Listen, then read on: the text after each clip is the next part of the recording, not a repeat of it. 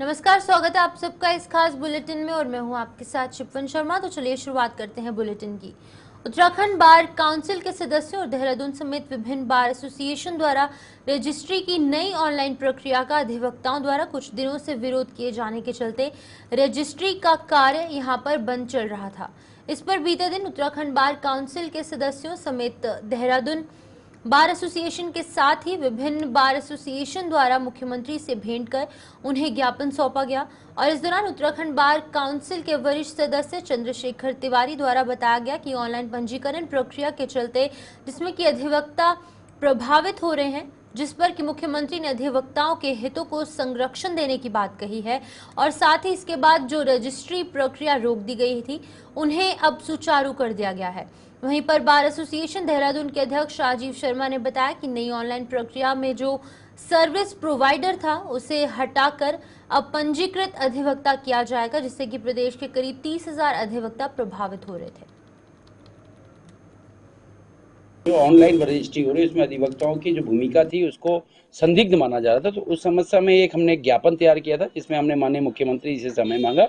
माननीय मुख्यमंत्री जी ने त्वरित कार्यवाही करते हुए, क्योंकि वो भी हड़ताल से वाकिफ थे हमारी कि प्रदेश में प्रदेशव्यापी हड़ताल की कॉल होने वाली थी, तो उसके संबंध में उन्होंने त्वरित निर्णय लेते हुए हमें समय दिया और हम सचिवालय में बार काउंसिल के सदस्य जो कि 8 सदस्य देहरादून बार काउंसिल के थे, वो हम लोग पूर्व अध्यक्ष भी थे और बार एसोसिएशन देहरादून के अध्यक्ष राजीव शर्मा बंटू और उनके सेक्रेटरी सचिव और ऋषिकेश बार एसोसिएशन के अध्यक्ष और ऋषिकेश बार एसोसिएशन के सचिव कपिल शर्मा, ऋषिकेश और विकासनगर बार एसोसिएशन के अध्यक्ष, कई बार एसोसिएशन के ऐसे सम्मानित सदस्य थे जो आज हम सचिवालय में माननीय मुख्यमंत्री से मिलने गए। उन्होंने हमें समय दिया, हमारी बातों को गंभीरता से सुना। कि जो ऑनलाइन प्रक्रिया प्रारंभ हो रही है, हमारा अंदेशा है कि इसमें से अधिवक्ता और स्टाम्प वेंडर्स को बाहर किया जा रहा है। ये अव्यवहारिक है क्योंकि पूरे प्रदेश में लगभग 30,000 अधिवक्ता हैं और उनके रोजगार पर प्रतिकूल प्रभाव पड़ेगा और जिसको माननीय मुख्यमंत्री जी ने बड़ी गंभीरता से लिया, उसको समझा, पूरी प्रक्रिया को समझा और हमको आश्वस्त किया है कि जहाँ पर सर्विस प्रोवाइडर का नाम आ रहा है, कॉलम है सर्विस प्रोवाइडर तो कोई भी हो सकता है, साइबर कैफ़े वाला भी होता है, उस जगह पर पंजीकृत अधिवक्ता कॉलम में पंजीकृत अधिवक्ता आएगा, उसका एनरोलमेंट नंबर आएगा। द्वारा हमारे प्रतिनिधि मंडल को आश्वस्त किया गया है कि जो ऑनलाइन प्रक्रिया होगी उसका पार्ट एडवोकेट रहेगा। इसी संबंध में हमने जो उपनिबंधक रजिस्ट्रार कार्यालयों का बहिष्कार किया था उसे हम कल से वापस ले रहे हैं। देहरादून जनपद और हरिद्वार जनपद में पूरी तरह से काम बंद था। लगभग 1200 से 1500 रजिस्ट्रियाँ इन दो जनपदों में एक दिन में होती हैं, तो पिछले 6 दिनों से रुकी हुई रजिस्ट्रियाँ। दिल्ली में उत्तराखंड कांग्रेस की अहम बैठक हो रही है और प्रदेश प्रभारी कुमारी शैलजा की अध्यक्षता में हो रही इस बैठक में उत्तराखंड के आगामी केदारनाथ विधानसभा उपचुनाव, निकाय चुनाव को लेकर मंथन होगा।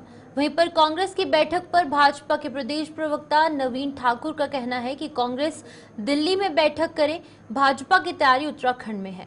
नवीन ठाकुर ने आगे कहा कि उत्तराखंड की जनता जानती है कि उसको किसे चुनना है। उत्तराखंड की जनता ने भाजपा को जिताया है और इस बार भी भाजपा ही जीतेगी।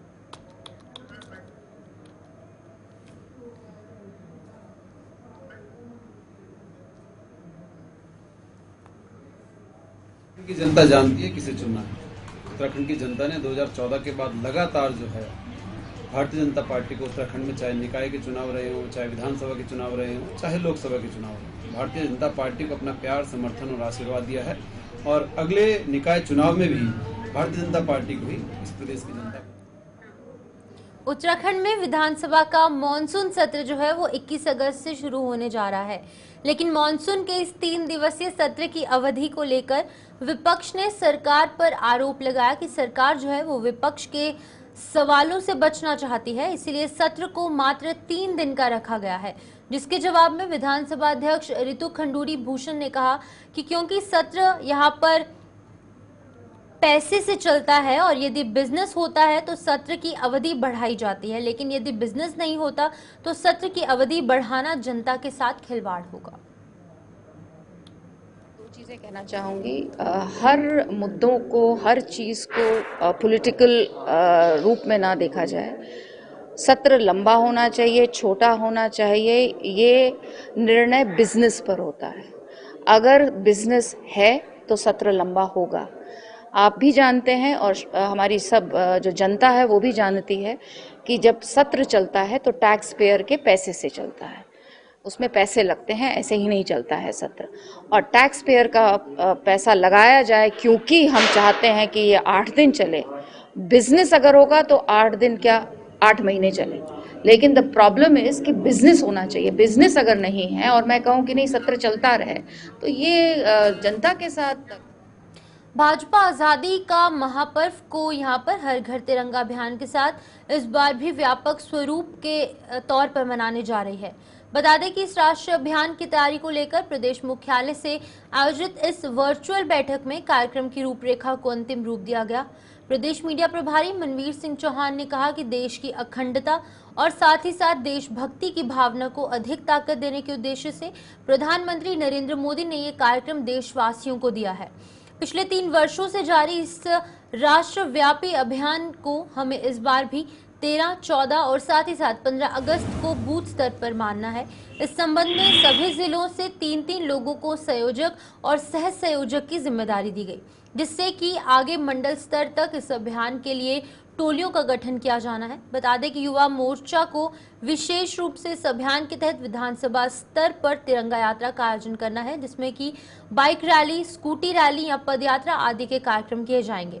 बता दें कि ये यात्रा 11, 12 और 13 अगस्त तक संपन्न की जाएगी और वहीं पर 13, 14 और 15 अगस्त को राज्य के सभी प्रतिष्ठानों पर तिरंगा फहराया जाएगा। इसी दौरान 14 अगस्त को विभीषिका दिवस के अवसर पर प्रदर्शनी और गोष्ठी, कैंडल मार्च, श्रद्धांजलि सभा आदि के कार्यक्रम आयोजित किए जाएंगे। जब से आदरणीय नरेंद्र भाई मोदी जी ने देश की बागडोर संभाली है, उनका लगातार प्रयास रहा है कि जिन लोगों ने आज़ादी के आंदोलन में देश को आज़ाद करने के लिए अपने सर्वस्व को न्यौछावर किया है, देश के लिए बलिदान हुए हैं, उनकी यादों को हम सबके बीच में हमेशा वो यादें ताज़ा रहें, उनके किए हुए बलिदान को हर घर याद रखें। इसके लिए भारतीय जनता पार्टी की सरकार के द्वारा हर घर तिरंगा यात्रा का शुभारंभ किया गया था। कई वर्षों से लगातार ये यात्रा हर घर तिरंगा फहराने को लेकर चलती रही है। इस समय भी भारतीय जनता पार्टी के द्वारा पूरे देश भर में, पूरे प्रदेश भर में हर घर तिरंगा फहराया जाए और हर बूथ पर, हर मंडल में, हर जिले में तिरंगा यात्रा निकाली जाए। इसको लेकर के भारतीय जनता पार्टी ने इस आगे बढ़ाने के लिए सभी मंडलों में, जिलों में अपनी एक समिति का भी गठन किया है। और हल्द्वानी में आरटीओ दफ्तर में परिवहन और वहीं पर प्रशासन की हुई बैठक में 7 दिन के भीतर नैनीताल रोड से सभी बड़े वाहनों की पार्किंग को हटाने के निर्देश दिए गए। बैठक में कुमाऊं मोटर्स ऑनर्स यूनियन और वहीं पर सिडकुल में चलने वाली प्राइवेट बसें सहित अन्य बड़ी गाड़ियों को नैनीताल रोड से पार्किंग हटाने के लिए 7 दिन का समय दिया गया। प्रशासन और परिवहन विभाग ने बैठक में अगले 7 दिनों में केमो और अन्य बड़े वाहनों के संचालन करने वाली एजेंसियों और स्कूलों को अपनी पार्किंग स्वयं तराश कर नैनीताल रोड से सभी वाहनों को हटाने के निर्देश दिए। गौरतलब है कि नैनीताल रोड में लंबे समय से सिडकुल में चलने वाली बसें और अन्य सरकारी बसें भी खड़ी रहती हैं और इसकी वजह से यातायात की दृष्टि से अगर कहें तो यहाँ पर अब नैनीताल सड़क में पूरे तरीके से खाली करने को कहा गया है। मार्ग है ये, इस पर ये समस्या रहती है कि अक्सर सड़क के किनारे काफी संख्या में बसें खड़ी हो जाती हैं। तो आज परिवहन विभाग के अधिकारियों के साथ और जो स्टेक होल्डर्स हैं, उसमें केमू है या कुछ प्राइवेट एजेंसी हैं जो अपनी बसें संचालित करती हैं, उनके साथ एक बैठक की गई और उन्हें बताया गया है कि ये नो पार्किंग जोन है। सड़क जो चौड़ीकरण किया गया है ये यातायात के लिए है, तो वो लोग अपनी वैकल्पिक व्यवस्था कर लें। इसके अलावा नैनीताल रोड स्थित कुछ विद्यालय हैं, उनकी भी बसों का संचालन समुचित तरीके से नहीं हो रहा है, तो उन सभी को बताया गया कि 1 हफ्ते में अपनी व्यवस्था कर लें। सभी को एक समय दिया गया, उसके बाद प्रवर्तन की कठोर कार्रवाई इसमें की जाए। देवभूमि उत्तराखंड में आई दैवीय आपदा से राज्य को भारी नुकसान हुआ है। अलग अलग जगहों पर भूस्खलन से राज्य की 180 से अधिक सड़कें बंद हैं, तो वहीं पर दूसरी तरफ प्रदेश में धार्मिक यात्रा और साथ ही साथ पर्यटन पर इसका बुरा प्रभाव पड़ा है। 31 जुलाई को केदारनाथ में हुई अतिवृष्टि के बाद जगह जगह पर हजारों लोग फंसे हुए थे, जिन्हें कि निकालने का प्रयास लगातार जारी है। वहीं मुख्यमंत्री पुष्कर सिंह धामी लगातार अधिवक्ताओं और अधिकारियों से अपडेट ले रहे हैं, लेकिन प्रदेश में आई इस आपदा को लेकर लगातार सियासत गरमाई है और अब कांग्रेस ने 5000 करोड़ आर्थिक मदद की मांग उठाई है। देखिए ये खास रिपोर्ट।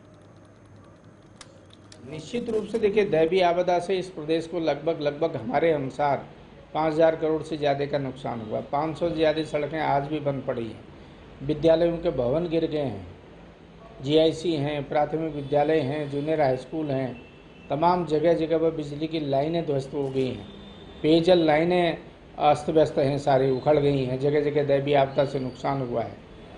तो इसमें बनी मुख्यमंत्री जी को एक गहन सर्वे कराना चाहिए, सारे जनपदों से रिपोर्ट लेनी चाहिए और उस रिपोर्ट के आधार पर केंद्र से डिमांड करनी चाहिए।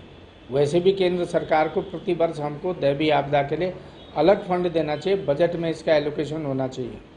और आज तो हमारे हिसाब से 5000 करोड़ से ज़्यादा का नुकसान हुआ है और केंद्र सरकार को कम से कम 5000 करोड़ की अंतरिम सहायता दैवीय आपदा से निपटने के लिए हमको मिलनी चाहिए। देखिए, मुझे लगता है कि कांग्रेस शायद 2013 वाली जो आपदा है उसको शायद देख रही होगी अपने चश्मे से, क्योंकि कांग्रेस का जो चश्मा है बहुत ही ज्यादा मैला हो चुका है। भ्रष्टाचार से लिप्त कांग्रेस अगर भारतीय जनता पार्टी की सरकार पर सवाल उठाती है तो मुझे लगता है कि पूरे प्रदेश की जनता ये जानती है कि धामी जी के नेतृत्व में जिस तरीके से हमारा रेस्क्यू हुआ है, जिस तरीके से लोगों को निकालने का काम एकदम तुरंत किया गया है। 5 दिन के बाद केदारनाथ में 2013 में वहां पर हमारा शासन प्रशासन इनका कांग्रेस का पहुंचा था, लेकिन भारतीय जनता पार्टी का शासन प्रशासन तुरंत वहां पर पहुंचकर लोगों की जान माल की सुरक्षा करने का काम भी किया और सुरक्षित जगह पे यात्रियों को निकालने का काम भी किया।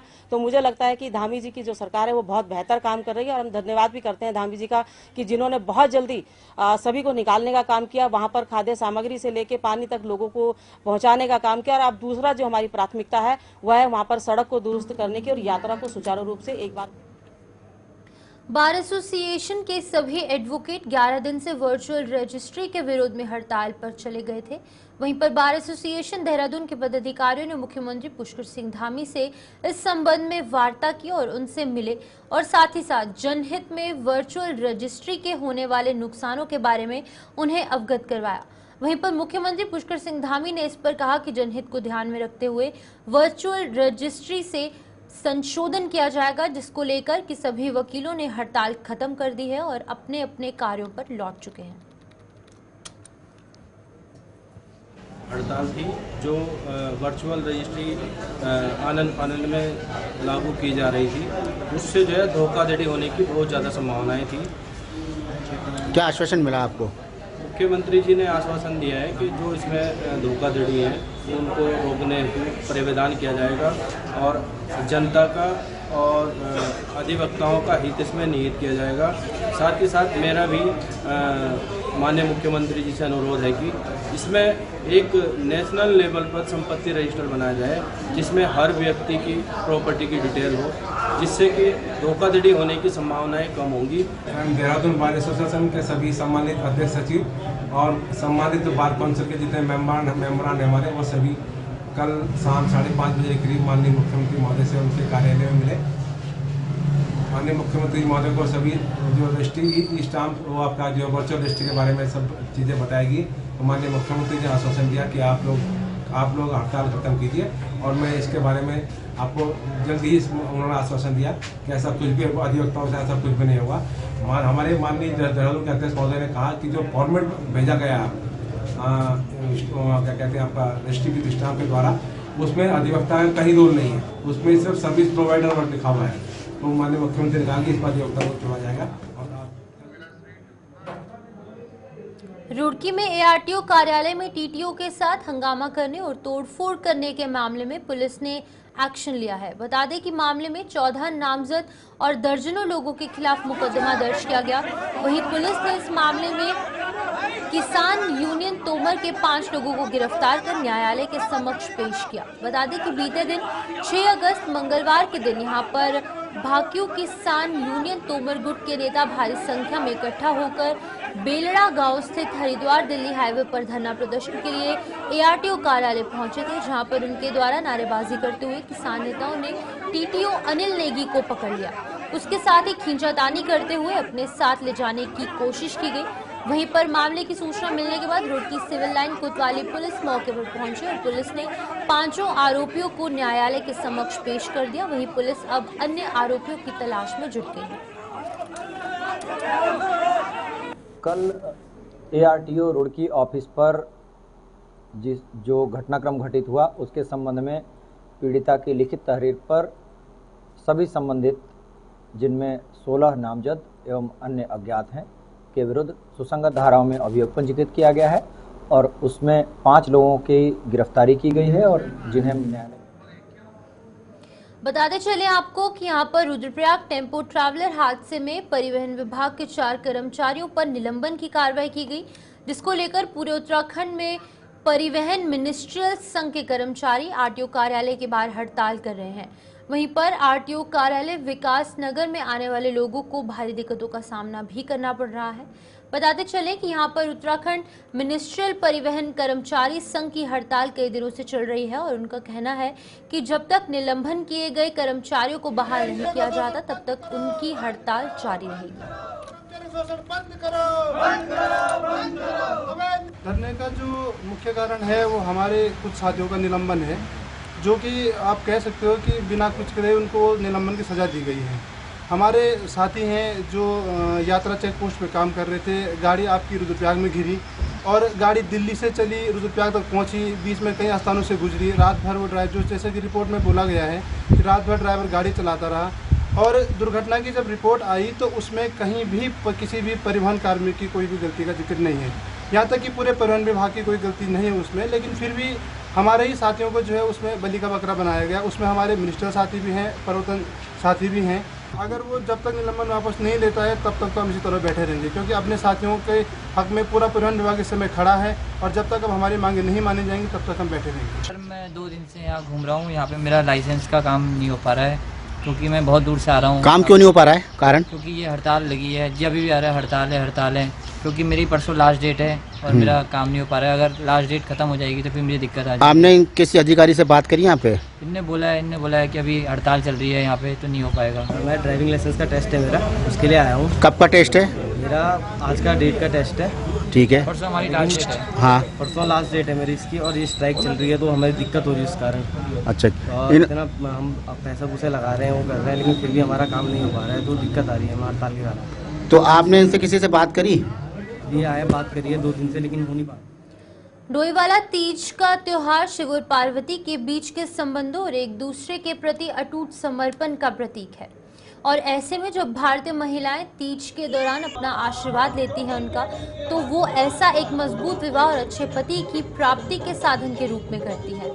डोईवाला की अगर बात करें तो जहां पर भाजपा महिला मोर्चा ने तीज का महोत्सव अवसर पर कार्यक्रम का आयोजन किया, तो वहीं पर दूसरी तरफ भनियावाला स्थित दून जायका और काइट होटल में यहां पर डोईवाला क्षेत्र की महिलाओं ने तीज के महापर्व के अवसर पर कार्यक्रम का आयोजन किया, जिसमें कि डांस प्रतियोगिता के साथ साथ अन्य कई तरीके की प्रतियोगिताओं का महिलाओं ने लुत्फ उठाया और साथ ही महिलाएं जो है वो देर शाम तक गानों की धुन पर थिरकती भी नजर आई। इन्होंने बढ़ चढ़ के सहयोग किया है और शिव पार्वती का, जैसा कि मानते हैं हरियाली तीज पर भी शिव पार्वती का बहुत महत्व बताया जाता है, तो उसमें शिव जी भगवान और पार्वती का जैसे मिलन हुआ था आज के दिन, तो ऐसा ही पर्व है ये। इस दिन शिव और पार्वती का मिलन हुआ था, इसलिए ये त्योहार मनाया जाता है। सुहागने अपने पति की लंबी उम्र के लिए व्रत रखती है, मेहंदी लगाती है, अपना श्रृंगार महिलाएं 16 श्रृंगार कर सर धजकर मेहंदी लगाकर अपने पति की लंबी उम्र के लिए व्रत रखती हैं, जो कि सब महिलाओं ने आज बढ़ चढ़कर इसमें हिस्सा भी लिया है और सब एक से एक खूबसूरत बनकर आई हैं। और मैं चाहती हूँ ऐसे ही आशीर्वाद इन पर माता पार्वती और शिव जी का बना है, हमेशा खुश रहें। आज शिव और पार्वती का मिलन आज के दिन महिलाएं को व्रत रखती हैं और क्या बोलते हैं बहुत अच्छे से सज संवर के अपना वो करती है, व्रत तोड़ती है, अपने पति की लंबी आयु के लिए व्रत रखती है। और आज हमने यहाँ पर एक तीज का प्रोग्राम किया है दून जायका में और यहाँ पे सबने हमारी सारी महिलाओं ने बहुत अच्छे से पार्टिसिपेट किया है। उनके लिए हमने अपने गिफ्ट का भी वो रखा है और बहुत अच्छे से इंजॉय किया हमने यहाँ पे आज। और हमें बहुत खुशी है कि हर साल हम इसी तरह महिलाओं को लेकर अपना तीज का त्यौहार हर वर्ष इसी तरह मनाते रहें। इसी शुभकामना आप लोगों का बहुत बहुत धन्यवाद। पहले के दौर में महिलाएं बाहर निकलती थी, 30 जो होते थे घर में बचते थे, लेकिन अब क्या है, सभी महिलाएं एडवांस हो गई है, सब इंजॉय करना चाहते हैं, घर से बाहर निकलना चाहती है। आज के दिन लोग जो महिलाएं होती है व्रत लेती है, शिव जी और पार्वती का आज के दिन मिलन होता है, जिसमें ऐसे औरतें व्रत लेके अपने हस्बैंड की लंबी आयु में लेती है, मेहंदी लगाती है, सब लगाती है। ऐसे छोटे छोटे प्रोग्राम यहाँ पर आयोजित किए जाते हैं, जिससे हमें खुशी मिलती है कि यहाँ हमें अच्छे फ्रेंड्स बनते हैं, हमारे फ्रेंड्स। वहीं डोईवाला के केशवपुरा राजीव नगर बस्ती क्षेत्र में देर शाम स्ट्रीट लाइट के खंबे में करंट आ गया, जिससे कि करंट की चपेट में आने से गौवंश की मौत हो गई। स्थानीय ग्रामीणों ने बताया कि पिछले एक हफ्ते से इस पोल में करंट आ रहा था। वहीं नगर पालिका प्रशासन और साथ ही साथ विभाग को कई बार अवगत कराया गया, लेकिन प्रशासन ने कोई सुध नहीं ली। गनीमत ये रही कि इस करंट की चपेट में कोई स्थानीय व्यक्ति या बच्चा नहीं आया। वहीं प्रशासन की लापरवाही से ये बड़ा हादसा यहाँ पर हो सकता था। के बगल में एक खंबा हैगा, उसमें एक हफ्ते से करंट आ रहा था और हमने फोन भी करा, कोई सही करने नहीं आया और हम कंप्लेन लिखवाने भी गए थे, वहाँ से भी किसी ने एक्शन नहीं लिया। एक बार आके नहीं देखा हमारी गली में क्या हो रहा क्या नहीं हो रहा। आज तो गाय थी, कल को हमारा बच्चा भी हो सकता था। अगल बगल में सबके बच्चे खेलते रहते थे, आज तो गाय के साथ है, कल हमारे साथ होगा तो इसके जिम्मेदार कौन होगा? सरकार होगी या यहाँ के जो वार्ड है वो होंगे, कौन होगा? हमें इस बात की हमें चाहिए, हमें इंसाफ चाहिए यहाँ के लिए कि हमारे यहाँ बच्चे छोटे छोटे, कल को हमारे बच्चे को करंट लग जाता तो कौन इसकी जिम्मेदारी लेता?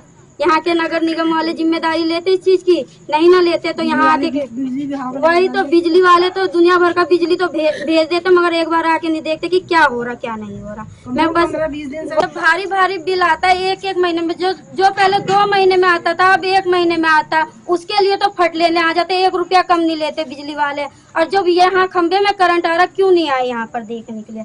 ये है कि शाम का समय था और देखिए जैसे बारिश पड़ रही थी बहुत ज़्यादा, आपको पता ही है यहाँ बारिश पड़ रही थी। बहुत दिन से कंप्लेन करी जा रही है, ये कह रहे हैं कि हमारी तरफ के सारे लोग नगर पालिका में कंप्लेन कर चुके हैं और कंप्लेन करने के बावजूद भी नगर पालिका ने कोई कदम नहीं उठाया यहाँ पर, जिससे कि आज बहुत दिन से करंट आ रहा है। यहाँ के जो मोहल्ले वाले हैं वो भी अपने बच्चों को मना कर रहे हैं कि यहाँ पर ना खेलिए, ठीक है। और ऐसे बारिश बहुत ज़्यादा था, बिजली का खंभा था तो उसमें करंट आ रहा था बहुत ज़्यादा, ठीक है। तो इधर से गाय जा रही थी, गाय उसकी चपेट में आ गई, उसकी वो वहीं पर मर गई, ठीक। और हमने फिर कंप्लेन तो कर रखी थी पहले कि हमने बोल रखा था उनको कि यहाँ आके ठीक कर दिया जाए, तो यहाँ पे कोई भी ध्यान नहीं दिया गया, ना ही कोई बिजली वाला यहाँ पर आया ठीक करने के लिए और ना ही कोई पंचायती घर से यहाँ पर आया बिजली विभाग से। जब कहा यह जाता था कि यहाँ पर खंबे में करंट आ रहा है, और पहली बात तो ये है, फर्स्ट नंबर बताऊं मैं आपको, जब यहाँ की सड़क बन रही थी उसी टाइम बोला गया था कि यहाँ से खंबा हटा दिया जाए जिससे कि कोई इसको करंट ना आए, कोई इसकी चपेट में ना आए, पहले ही बोल दिया गया था। तो प्रशासन ने इस पर भी ध्यान नहीं दिया, क्योंकि इसको देना चाहिए था, सड़क बनवा रहे थे उनको ध्यान देना चाहिए था, पहले बोल दिया था हमने यहाँ पर। तो यहाँ नहीं कुछ भी ध्यान नहीं देगा, तो बस आपको बताइए आगे 100% भी क्यों नहीं जा सकती जान, जिसका घर बराबर है में उसके बच्चे निकल रहे हैं। देहरादून नगर निगम की ओर से डेंगू को लेकर चलाए गए अभियान का सकारात्मक असर देखने को मिल रहा है। दरअसल पहली बार जुलाई महीने में जनपद में एक भी डेंगू का केस सामने नहीं आया। वहीं प्रभारी मुख्य नगर स्वास्थ्य अधिकारी डॉक्टर अविनाश खन्ना का कहना है कि निगम की रणनीति का सकारात्मक यानी कि पॉजिटिव असर यहां पर देखा गया है। जुलाई महीने में शुरू के मामले सामने आए, वहीं आने वाले दिनों में डेंगू के मामले सामने न आए, इसके लिए भी निगम की ओर से अगले सप्ताह डेंगू के खिलाफ महाअभियान चलाया जाएगा। इसके तहत पूरे शहर भर में दवा कर डेंगू के लार्वा को नष्ट किया जाएगा। वहीं पर डॉक्टर अविनाश खन्ना ने बताया कि देहरादून नगर निगम अब ऐसे भूस्वामियों के खिलाफ भी कार्रवाई करेगा जिनके खाली प्लॉट्स पर जल भराव की वजह से डेंगू का लार्वा मिलेगा। उन्होंने बताया कि निगम की ओर से ऐसे प्लॉट्स का चिन्हीकरण करने के बाद भूस्वामी के खिलाफ चालानी कार्रवाई की जाएगी। जो हमारी डेंगू के प्रति जो हमारी रणनीति थी कि किसी भी प्रकार से जो है उनको हमारे शहरवासियों को उसके डंश से बचाया जाना, तो अभी तक हमारी पूरी रणनीति कामयाब रही है और जुलाई का महीना हमारा जो है 0 डेंगू केसेस पे रहा है। अभी अगस्त का भी पहला सप्ताह खत्म हो गया है, उसमें भी हमारे केसेस नीली हैं। तो हमारी रणनीति फ़िलहाल अभी तक जो है कामयाब रही है, लेकिन इसको कहीं हल्का ना होने के लिए जो है अब हम लोग जो है अगले सप्ताह से हम लोग जो है इसको महाअभियान के रूप में लेके जाएंगे, जिसमें टैंकर ट्रॉलियों के माध्यम से पूरे शहर में एक ही दिन एक ही समय पे जो है लार्विसाइडल का छिड़काव करेंगे, क्योंकि आगामी दिनों में संभवतः बरसात थोड़ी कम हो और धूप ज़्यादा निकले, तो ऐसे में जो है लार्वा जो है पनपने के चांसेस ज़्यादा बढ़ जाते हैं। तो उसको रोकने हेतु जो है महाअभियान के रूप में हम लोग शहरवासियों को जो है इससे जो है डेंगू। तो चलिए इस बुलेटिन में फिलहाल इतना ही। मुझे दीजिए इजाजत और आप जुड़े रहिए गुलिस्तान न्यूज़ के साथ।